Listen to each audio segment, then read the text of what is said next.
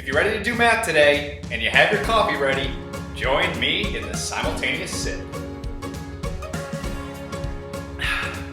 The question we're working on today is, find the relative maxima and minima of the following function, then sketch the graph.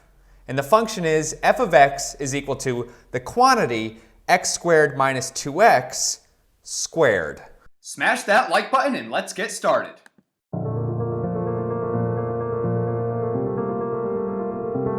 So we want to find the relative maxima and minima of the function x squared minus 2x all squared. So the first thing we should do is find the derivative.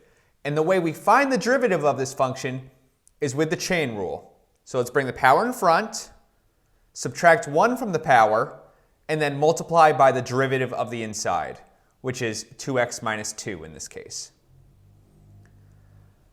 All right, and we're going to want to take our derivative and set it equal to 0.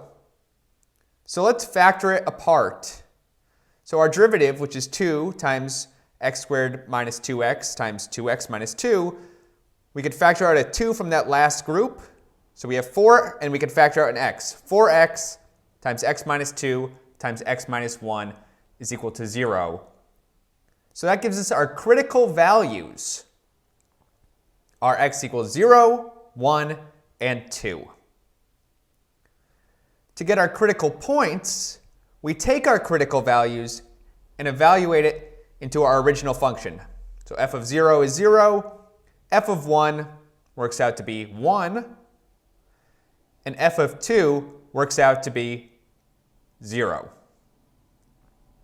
So our critical points are the points 0, 0, 1, 1, and 2, 0. So these are our candidates for relative maximum and relative minimum values. So let's draw our number line and break it up at each critical value. We need a test point or a test value from each segment of this number line. So let's say maybe negative 1, 0.5, 1.5, and 3. And we need to evaluate the derivative at each of these test values and just check, is it positive or negative? So f prime of negative 1 you could check as negative. F prime of 0.5 is positive.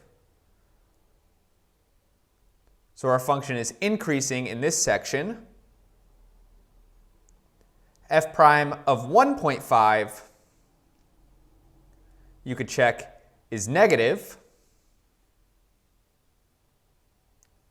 And f prime of 3, if you plug in 3 into our derivative, you'd see we'd get a positive number.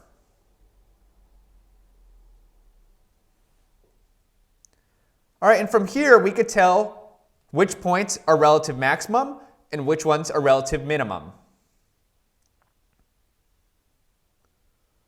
So for relative maximum, that's when our function goes from increasing to decreasing. And that's the point 1, 1. You can see we go from increasing to decreasing at x equals 1. For relative minimum, that's when our function goes from decreasing to increasing. So 0, 0, and 2, 0.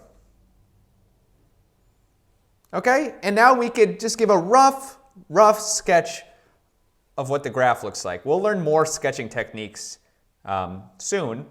But we have a relative minimum at 0, 0, a relative max at 1, 1, and a relative min at 2, 0.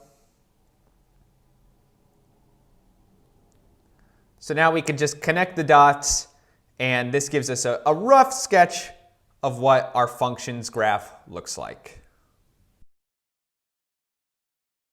Make sure to subscribe for more Coffee and Math with Dr. Weselcouch. Don't text and drive. Bye-bye.